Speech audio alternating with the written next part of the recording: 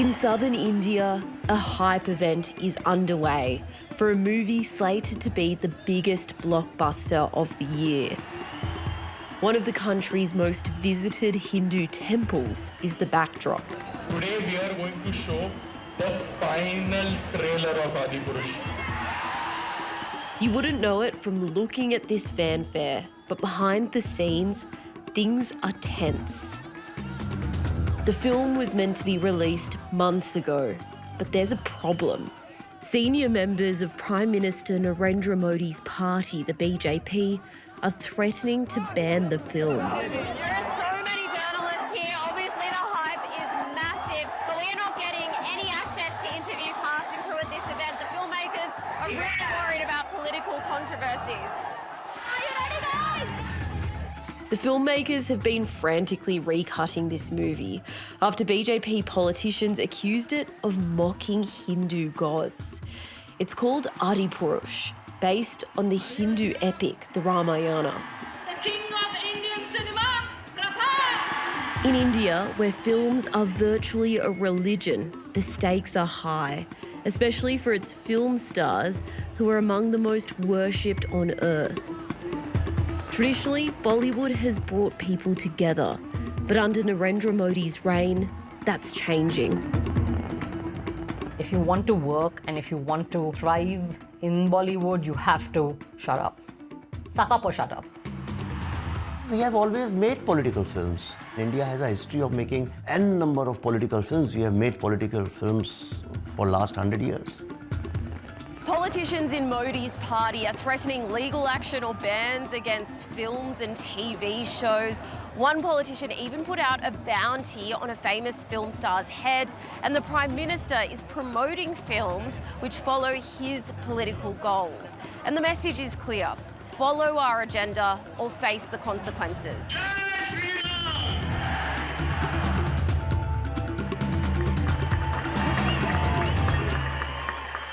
Thank you. Thank you.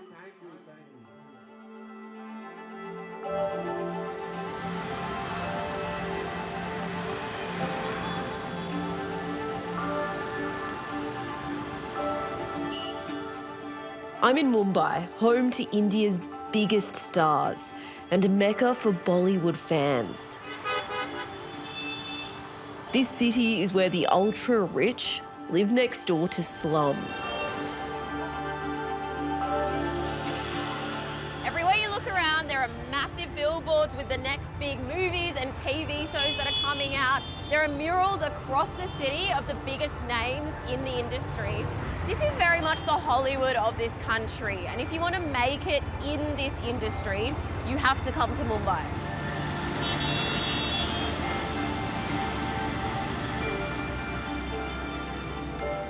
Tucked away in one of Mumbai's alleys, a group of aspiring stars is in rehearsals.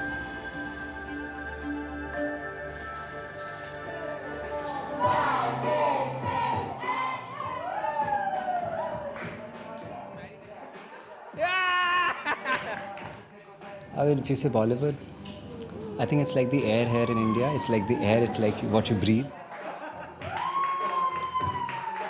Bollywood is the term for Hindi language films.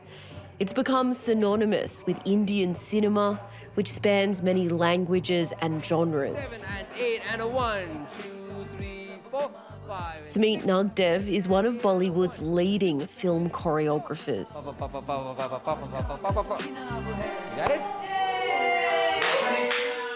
So when we're watching a cinema, we become a cheerleader. Oh, we want, it's great. And if it's well made and it touches the Indian ethos of mythology and their culture, you've got a winner there. 5 and 6 and 7 and 8 and 1 and 2. When people think of Bollywood, they think of fun and dancing, but films have a major sway over audiences. The impact of film is huge in our country. I can tell you sometimes people are so influenced by what they see in films that they apply it immediately to their real life.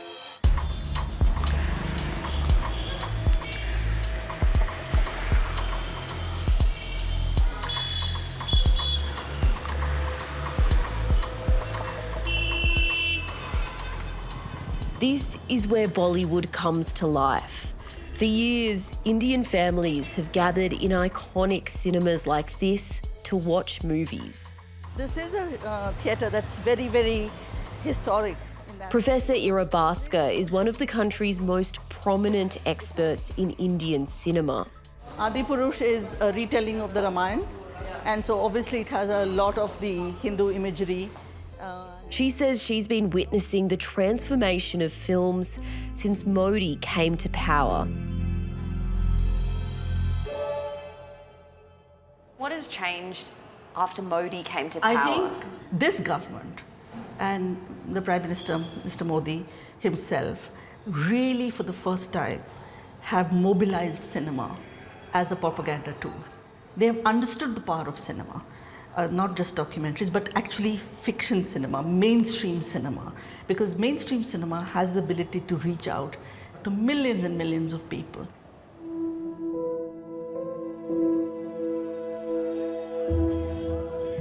Narendra Modi became the leader of the world's largest democracy nearly 10 years ago, pushing the agenda that the secular nation is a Hindu state, enacting laws that critics say have marginalised and persecuted religious minorities. So the Hindu nationalist project is to claim India only for Hindus.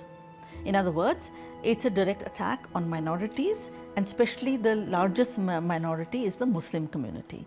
So the agenda really is to subjugate them in such a manner that they are invisible. Hindu pride was on full display in India's most internationally successful film, RRR, which last year became the first Indian production to win an Oscar. It's part of an influx of South Indian films now dominating the industry.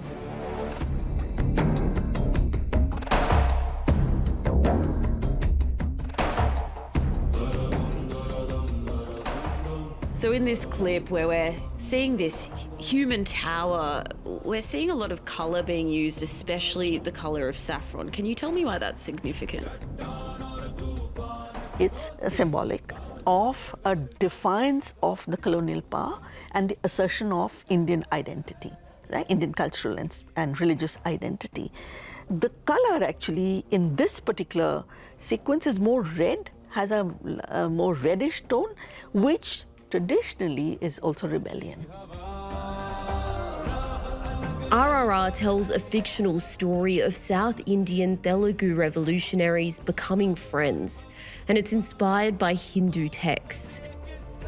The movie's director, S.S. Rajamouli, denies the film supports the BJP's ideology. Critics like Ira disagree. It reinforces the government's agenda clearly by saying that Indians and Hindus have always been powerful and have been able to defeat the colonial powers. So the government's agenda is to demonstrate again and again what they believe Indians have forgotten, which is the greatness of Hindu civilization and the greatness of our heroes.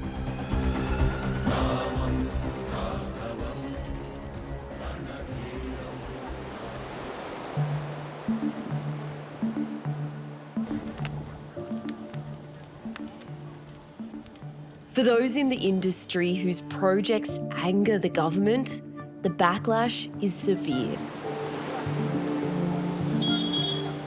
One of India's up-and-coming stars is facing criminal charges for his lead role in a major Amazon Prime series. At this popular celebrity haunt, actor Mohammed Zishan Ayub first read the script for the show. When I first heard the idea, for me it was like, oh, you are making Indian House of Cards.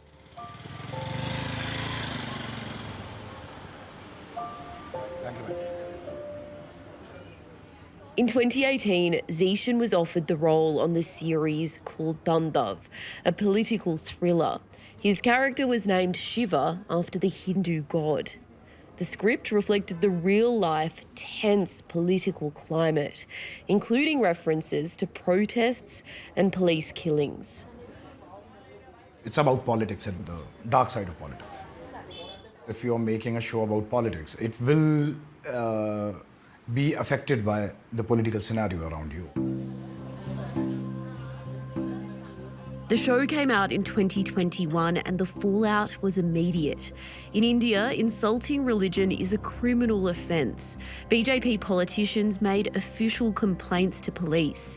They accused the show's makers and Zeeshan of defaming the Prime Minister's office, promoting hatred between religions and mocking Hindu gods. It was politically motivated, clearly, and that is why they were doing it. So there was something that they wanted to achieve, and that is why that was happening. Zeeshan and his colleagues were formally charged and police were monitoring his home. It was ridiculous, one of the most difficult period of my life, those 10-15 days, because we didn't know what is happening. We didn't know how things will unfold and what will happen. Tandav's director apologised within days and announced they'd be cutting several scenes from the show deemed offensive. The controversy put international streaming platforms on notice. It was, I think, kind of a warning for people that you should be in your limits and just make the kind of stuff that we agree with. Zeeshan's face is back on billboards across the city. If convicted, he's facing 3 years in jail.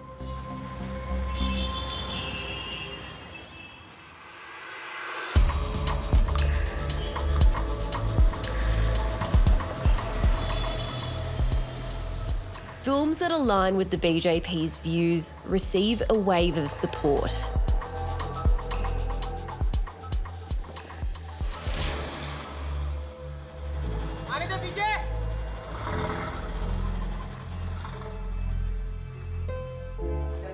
I'm heading to a film set to meet director Vivek Agnihotri, who's responsible for one of India's highest grossing films last year, The Kashmir Files. It was also polarising. Today, he's making a new movie about India's homegrown COVID vaccine, lauded as the country's saviour during the pandemic.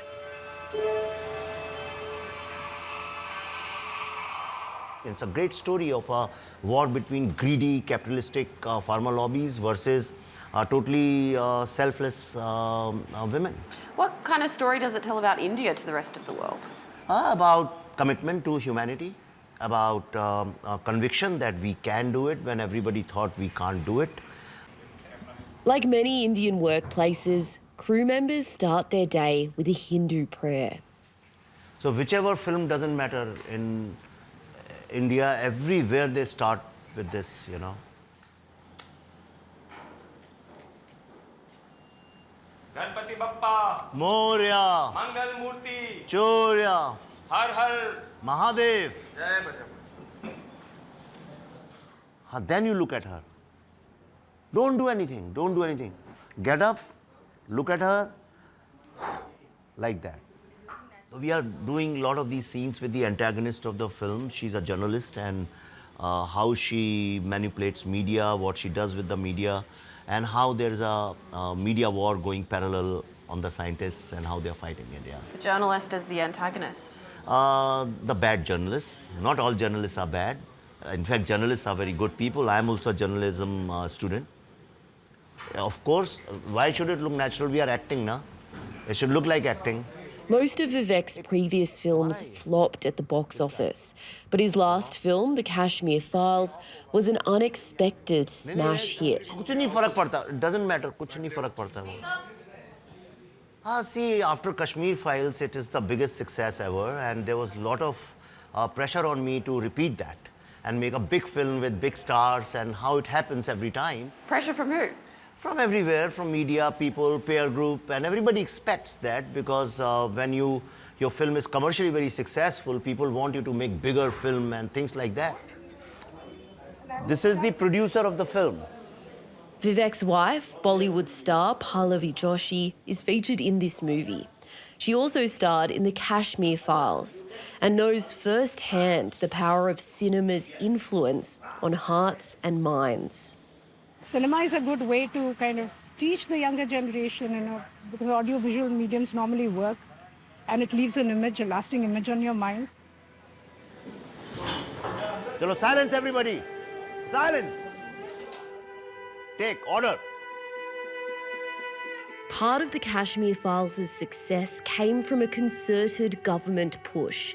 8 BJP-ruled states gave it a tax exemption and mandated that government employees could have days off work to go and see the film.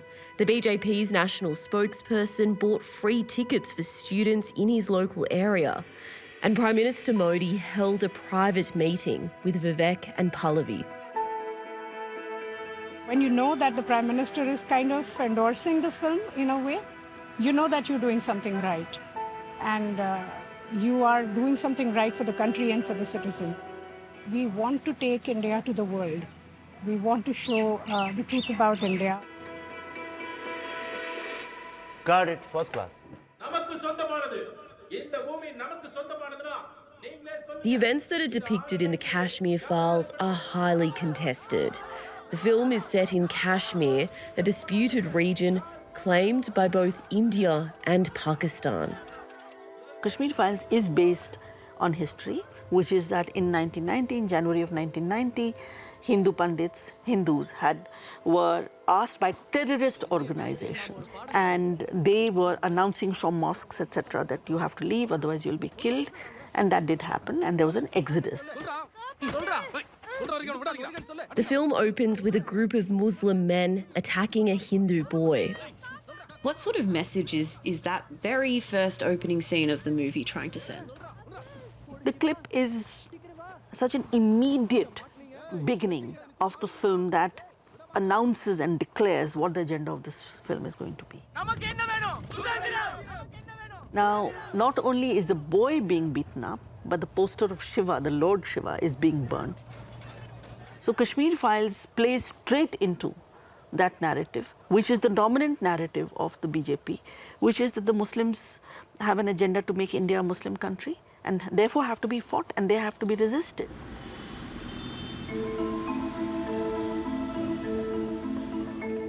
After spending time with Vivek on set, I've come to his office, where he wrote the Kashmir Files. Please come in. This is my R&D space, as I call it. This is my lab, where I do all my research and writing work. Inside, it's all full of Kashmir Files research papers. Okay, you want to sit? Come. This is with the Prime Minister of India. This was a great movement because about Kashmir Files, this is the first time a film has been used as soft power of India. When you say it was a movie that was soft power, can you explain what you actually mean by that? In India, generally movies are made either to entertain or if they are for social cause, they leave it there. It releases on Friday, then they forget about it. But what we did was we took this film all over the world, showcased it to policymakers, politicians, UK Parliament, in US Congress, in Capitol Hill. The film became like a soft power to take this cause internationally and globally. Some Kashmiri Hindus praised the Kashmir Files, saying it told their story for the first time. Others called it Islamophobic and misleading for leaving out the struggles of Kashmiri Muslims who were also killed. A lot of films have been made on Kashmir, but the problem was that they were saying story only of one side. You know, and they were telling the story of the people who are already in Kashmir, and which is mostly the Muslim population. Amid the uproar, in a highly unusual step, Prime Minister Modi came out to publicly defend the film. मेरा विषय कोई film नहीं है। मेरा विषय है कि जो सत्य है, उसको सही स्वरूप में देश के सामने लाना देश की भलाई के लिए होता है। और ऐसे समय जो सत्य के लिए जीने वाले लोग हैं, उन्होंने सत्य के खातिर खड़े होना उनकी जिम्मेवारी होती है। और ये जिम्मेवारी मैं आशा करूंगा सब लोग निभाएंगे।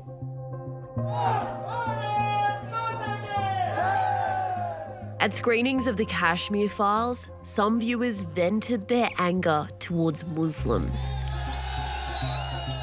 मैं अपने सभी हिंदू भाइयों से कहना चाहता हूं कि वो सतर्क हो जाएं और ये इनसे दूरी बनाए रखें।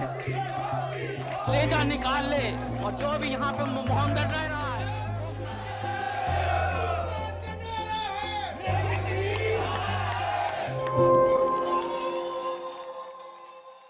This is a sensitive topic for Vivek. There are a lot of concerns that this is incited violence and anti-Muslim violence. What do you say to that? First of all, I'm not answerable to that. You have to go. But it is your movie and you've depicted it in a particular way. Today a movie has released, people are doing it. That's Indian culture. People vent their emotions out in cinema hall. When the big star films come, people dance in cinema halls.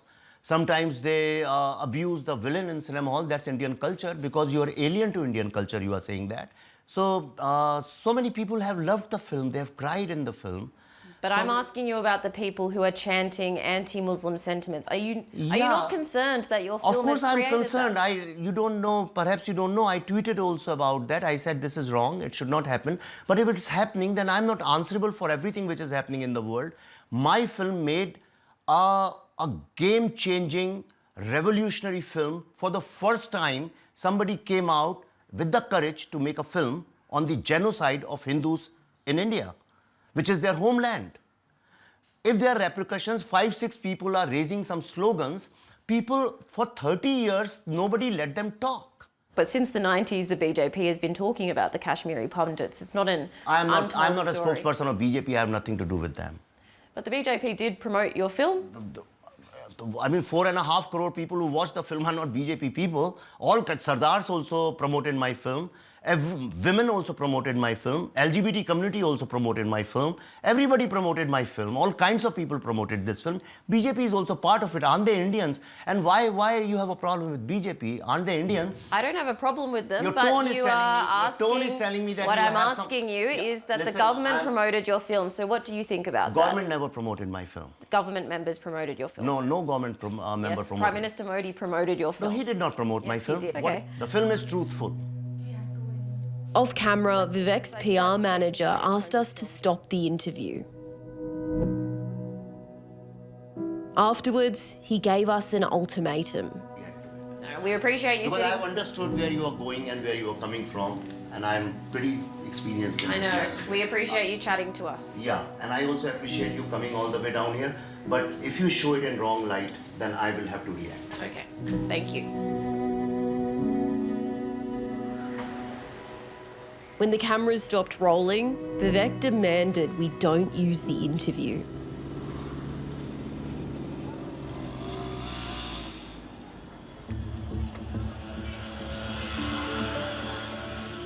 Some of those in the industry who openly oppose the government are now struggling to get work. No, it's fine. Like the rest of them, make it. Swara Bhaskar is a major Bollywood star and one of the country's most outspoken celebrities. You know, I'm in showbiz and I'm in a perception-sensitive field where, like, your job is literally to make more and more people like you. It's probably not smart to wear your political opinions so much on your sleeve because it can be polarizing. After getting her break in independent films, Swara started making it big in Bollywood, just as Prime Minister Modi won his first term in 2014. I began to see self-censorship and fear like I've never seen before 2014 in makers and in producers. So, I mean, it's very much a government and an atmosphere that does not at all try to hide the fact that if you want to work and if you want to sort of thrive in Bollywood, you have to shut up. Suck up or shut up. That's your two sort of choices. Swara has openly campaigned against the BJP, supported protests in opposition to Modi's government, and has publicly accused his administration of persecuting Muslims. It's been very damaging. There's just a lot of hesitation and a lot of fear to cast me because people feel like, that she's identified as someone who's anti-Modi or not against this government. I mean, I don't help my case, I guess, in that sense. We started with her career stuff as well. Swara's PR team interrupted our interview, concerned at the direction it was heading. Okay, we knew this. I mean, this is a film about Bollywood and politics. This is the reality. We all know it. You can talk about it, but don't take name back again and again. Just standing by and still rolling. It feels like it was a different time in the industry than like now you look at the industry now, it feels like it's unrecognizable. Dozens of stars declined our requests to be involved in this program, concerned about the repercussions it could have on their career. Swara's mother is Professor Ira Bhaskar. She's worried. You must feel it really very personally also, no? Yeah, like everyone's so scared now and like everything is like, it's like you're walking on like landmines all the time.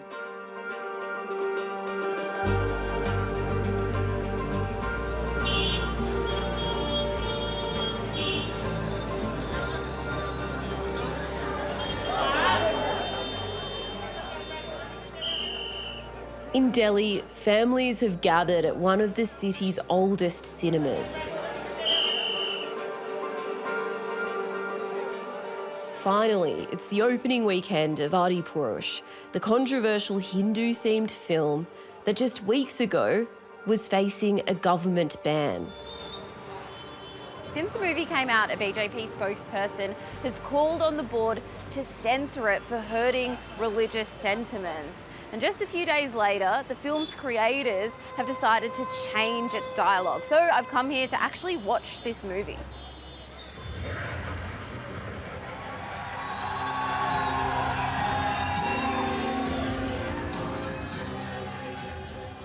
The controversy has hit the box office, with ticket sales plummeting. Despite the recut, the director and writer have been under police protection after getting death threats.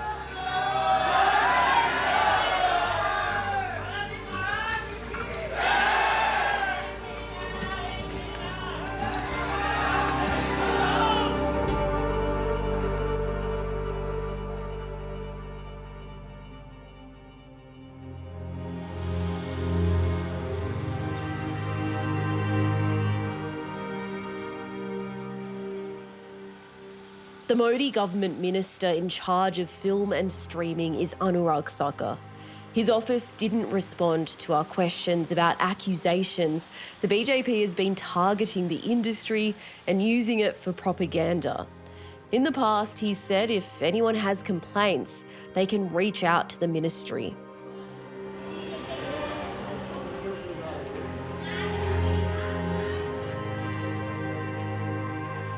Indians of all religions will vote in a national election next year that will determine whether Prime Minister Modi leads for a third term. There are several movies slated in the run-up to the vote which promote the BJP line. I see Bollywood as becoming more and more a tool of propaganda as the years go on. Because no other government has understood the soft power of Bollywood like the Modi government has, and no government has used Bollywood like this. As India's biggest cultural export, Bollywood tells this country's stories to its people and the rest of the world. India is rapidly changing. Nations like Australia now see it as a close friend. But there are major fears that in this democratic, secular country, under Prime Minister Modi, only one story will be told.